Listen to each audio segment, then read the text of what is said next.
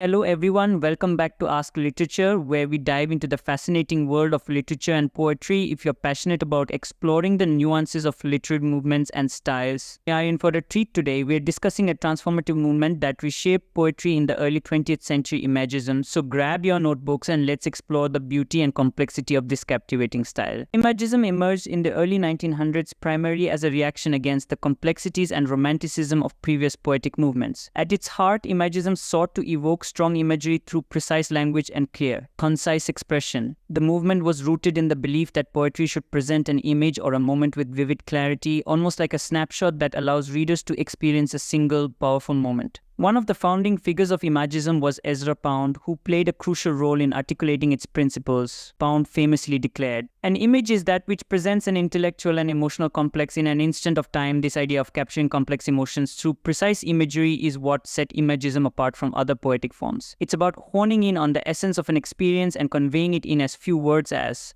possible. Another pivotal figure in the Imagist movement was H.D. or Hilda Doolittle. Her work exemplified the Imagist principles beautifully. Take, for instance, her poem Ored, where she encapsulates the experience of nature in just a few lines. H.D. immerses us in the sensory experience of the sea and the mountains, using vivid images that make us feel the very essence of her surroundings. This is the power of Imagism. It invites us to see the world anew through the poet's eyes. And we can't forget about William Carlos Williams, who infused Imagism with an American flavor. Williams's poetry often focused on the everyday, the commonplace, and the beauty found in ordinary moments. His famous poem, The Red Wheelbarrow, is a perfect example. The simplicity of its language and structure belies the depth of its imagery. Williams captures a moment that's both specific and universal, reminding us that beauty is often found in the most ordinary aspects of life. So what are the key characteristics of Imagism?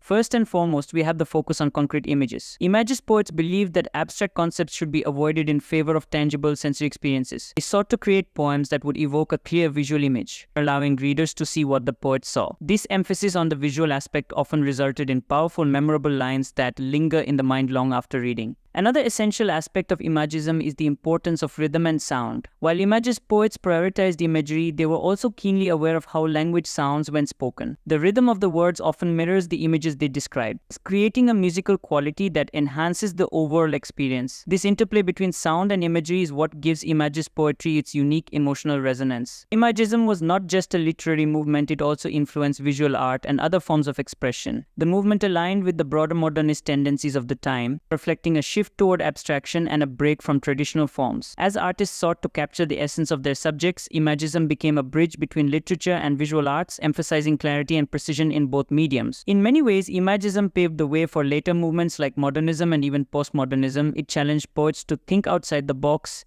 encouraging them to break free from conventional structures and embrace innovation. This legacy can be seen in the works of later poets, such as Langston Hughes and T.S. Eliot, who drew upon Imagist principles to craft their own distinctive voices. However, Imagism also faced criticism. Some argued that its emphasis on precise imagery and brevity could lead to a lack of emotional depth. Critics felt that by focusing so intently on the visual, Imagist poets sometimes neglected the rich tapestry of human experience and emotion that poetry can convey. Yet, this critique only fueled further exploration and experimentation within the movement. Despite the debate surrounding its effectiveness, Imagism undeniably left a lasting impact on poetry. It encouraged poets to embrace simplicity, to hone their craft, and to explore the power of imagery. The movement's influence can still be felt today in contemporary poetry, where vivid imagery continues to be a cornerstone of poetic expression. As we wrap up our exploration of Imagism, let's take a moment to reflect on its significance. At its core, Imagism is about distilling the complexities of life into clear, poignant moments that resonate with readers. It's a reminder that poetry doesn't always need to be grandiose sometimes. The simplest images can evoke the most profound emotions. Thank you for joining me on this journey through Imagism.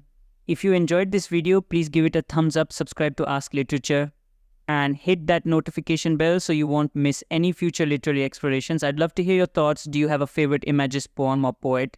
Let me know in the comments below. Until next time, keep reading and appreciating the beauty in the world around you.